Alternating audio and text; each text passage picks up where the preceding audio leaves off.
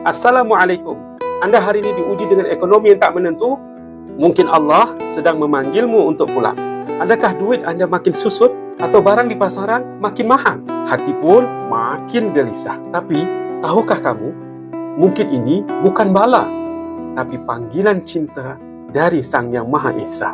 Hari ini, bulan Zulqaidah adalah bulan yang mulia, bulan ujian pada semua.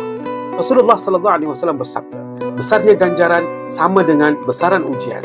Surah Al-Baqarah ayat 155, Allah uji dengan sedikit ketakutan dan kekurangan. Tapi berita gembira untuk orang-orang yang bersabar.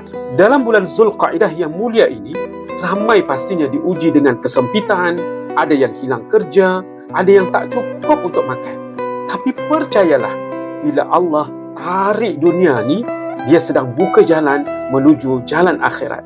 Dan Allah janji dalam surah Al-Baqarah, berita gembira untuk siapa? Untuk orang-orang yang bersabar. Oleh karenanya, janganlah terlalu risau dengan rezeki.